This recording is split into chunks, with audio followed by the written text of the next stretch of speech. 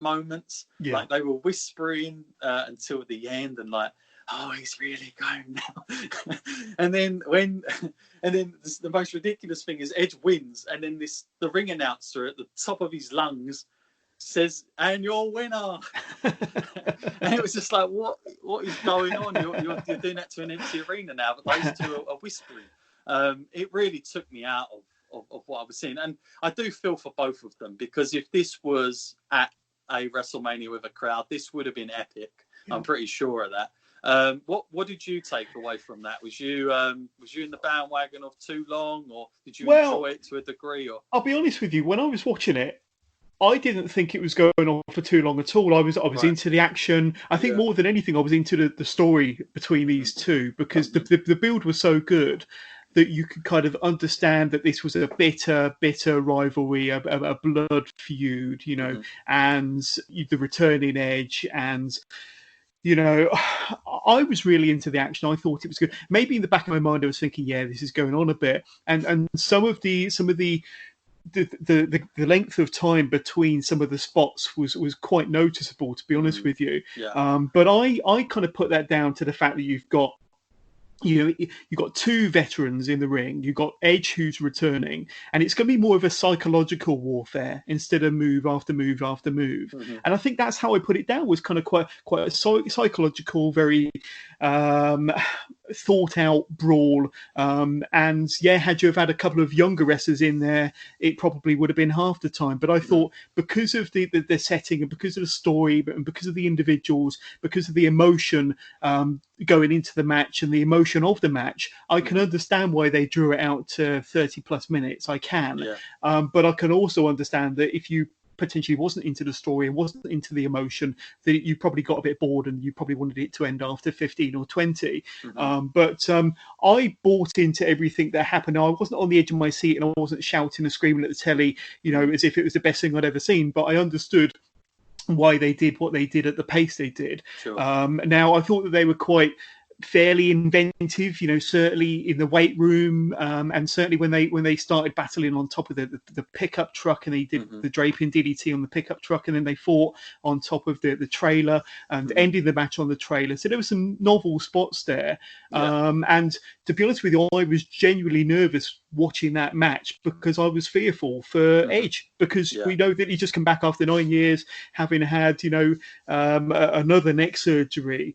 And yes, he said in that 24 documentary that he wasn't feeling any pain, and that he was, you know, in the best shape of his life, which he was in the best shape of his life. But you can't help but think that when Randy Orton was doing them DDTs to him and all them heavy moves on the back of the truck or on top of the trailer, that didn't kind of hurt in some way, or potentially, you know, could have been, you know, risky for Edge. So I was kind of fearful. You know, you kind of watch these matches and you're kind of worried for the participants, and that's how I was at the time. By the end of it, I was glad for Edge. I was happy that he got his win. But it was very, very different once again, and we've seen these type of matches with Johnny Gargano and Tommaso Ciampa, haven't we, where they brawled around the arena. And this week they had their one final beat match on NXT, which is very similar again. But for what it was, I enjoyed it. I'm on the side of the fence that I thought it was good. It could have been a bit shorter, but I think that when you understand the emotions that went into the match, and you understand the individuals, and that they wanted to punish each other, and they wanted to, you know, really battle and kind of pay off this epic feud, this epic storyline going into Mania, I kind of understood, you know, the way it was. That's just me. Yeah, I said this afterwards with RJ Singh when we were breaking this down a bit, and one of my things was, I think if this had been on, say, the first match of night 2 or the first match of night 1, this would have been I think the reaction to it would have been totally different, because it would have been the first thing you saw. And I think because the amount of matches that they had on both nights, like there was a lot of matches. I do think they kind of went a bit crazy with the amount of matches they had. Like I thought at 8, that was probably enough, but then they started piling on like all these other matches, like Bobby Lashley just come out of nowhere. They decided to have Otis and Dolph at it as well, and all these tag matches. And I just thought, if they would have cut that down, I think that some of the priority matches would have got a lot of a more of a better looking. And I just think it was a pacing issue with the card. I just think if this had been at the start, everybody would have been like, wow, because your energy would have been different. But when you're watching a full show and you've just come off the back of what we just seen the night before, it was difficult, given everything. But you can't. I'll tell you what I would have done different, John. I'll tell you the only thing I would have done different is knowing, with this all under these very, very strange times, strange circumstances, and WrestleMania not quite being or feeling like a WrestleMania, I would have moved the Edge Orton match, and I would have dedicated a whole episode of Raw to it. Yeah. And I'm not saying give them 3 hours, but I would have said give them an hour or so of build, go back to all the promos and all the storylines, really get people hyped for it, and then have this match, to kind of occupy the second half. Yeah, and this is the Raw after Mania, and it's just going to be dedicated to that feud, and that would be maybe an even more of a special blow-off and dedication to the effort that had been put into the build, and they probably would have, the fans might have appreciated that match more because it could potentially have been deemed more important with it occupying a whole episode of Raw instead of a 30-minute slot at WrestleMania when there were too many matches, like you were saying. Yeah, no, I think you're onto something there. I think I would have bought that a lot more. The anticipation of that.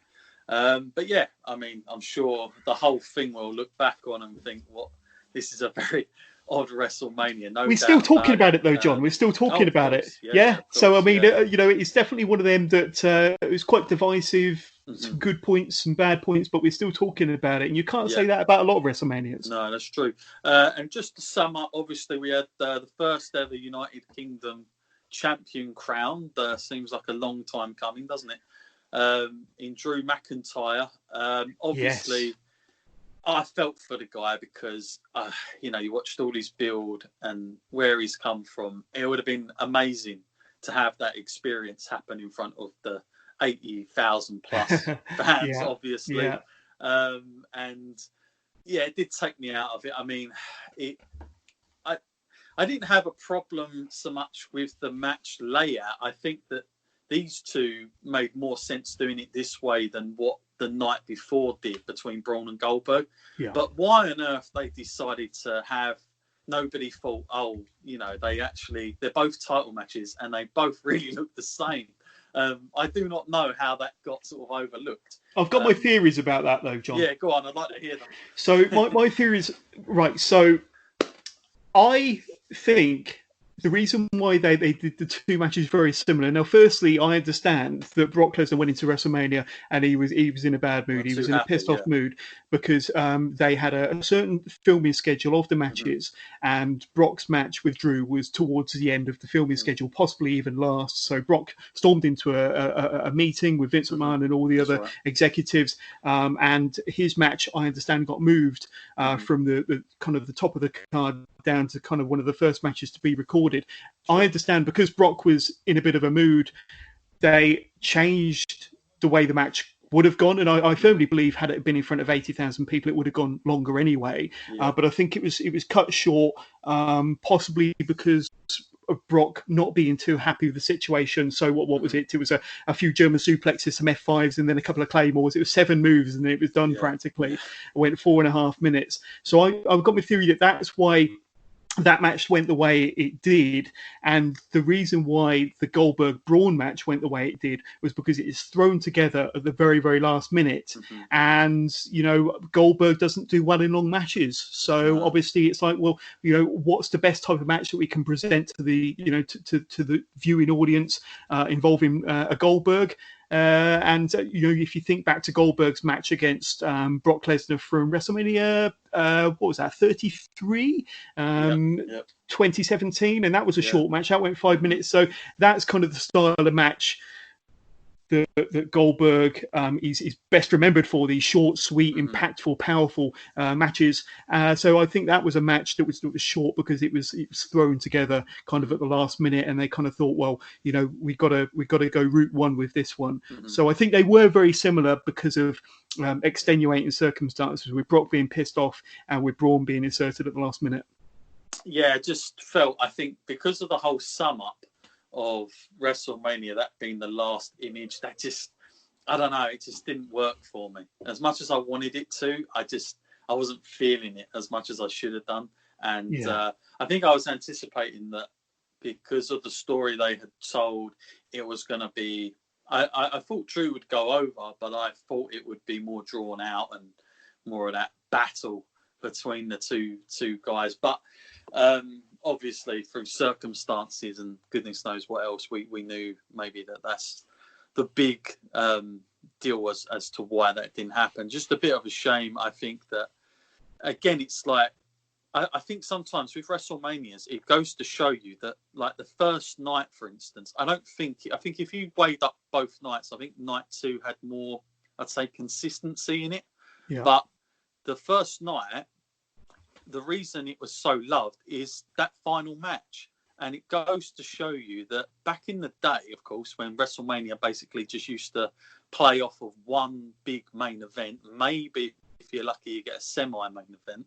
But everything was sold on the main event back then. And if your main event closes well, that's the last thing everybody remembers. And Indeed. I think it still goes to show you that old ethos and ethics, they still work even in today's day and age, because that Undertaker AJ match, that just got everybody's hopes up after sort of sitting there quite flat through that empty arena, and having that thrown on at the end was just like, wow. Yeah. You know, I can't wait for the next one. But I think the ending of night 2, unfortunately, after we come off the John Cena stuff, it was like, oh, we're back here again.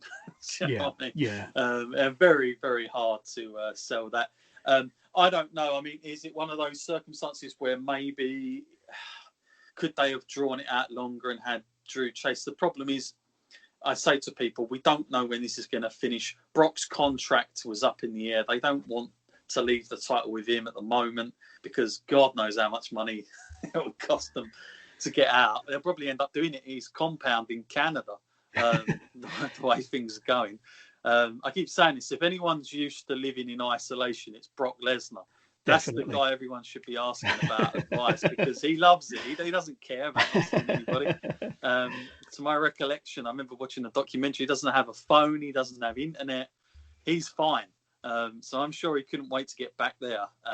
And maybe that's the next Boneyard match they have. It's at the compound of Brock Lesnar. Who knows? You know, there's so many weird and wacky directions that this sort of cinematic motion picture type film can, a type of wrestling match can take. But who knows? Yeah. Now, obviously, we was talking off air about, like, you and me. We were talking about like what we're doing with our own shows, and obviously WrestleMania, we do the podcast, we do video content. But at the moment, we've obviously slowed down with video content because we can't get on the road, obviously. Yeah. So we've pretty much hit the podcasts. And, you know, I've just started to dive into doing In Your House. I'm literally taking, again, very obscure matches from the whole 2-3 years or however long the whole In Your House happened. Obviously, between those finishing up at the end of sort of 97 at D-Generation X and beginning at In Your House 1, and it's been pretty cool. I've done about 3 of them now, and one's already been released. Had some really funny responses, because a lot of my listeners, they're not it's an era that a lot of them are not familiar with, and it's been funny because I did a 96 In Your House, which was In Your House 12, between Psycho Sid, of all people, and Bret Hart. And the thing that was coming out, like the feedback I got, was just how slow it was and how like different vibe it was. And but again, how cartoony it was as well. Like you had the characters like Doc Hendricks, Michael Hayes as Doc Hendricks with the moustache and all this stuff. But you know what? It's been, I've got to say, I don't know if I'd have done this had the predicaments not happened, but I've myself, because that's the sort of era I grew up on. Again, there's a lot of nostalgia for me. I remember these things like nobody's business. I remember going to pick those tapes up. Like I used to collect the VHS tapes, and I said this at the time, is like one of the things I used to like doing. I used to love the cover of these boxes, because I think nowadays, I mean, everything's digital anyway, so you're lucky if you can, you know, but there are DVDs out there. Why people buy them, I don't know, when they've got the network. John, I've still got all of my VHSs from back in the day. Yeah, so I've still got I've got a wardrobe full of them. But you know what? Like I used to have as many DVDs as well, but I don't know what it is about the DVD collection, but I don't get the same nostalgia I do with than those tapes. And the reason is, I just think is it something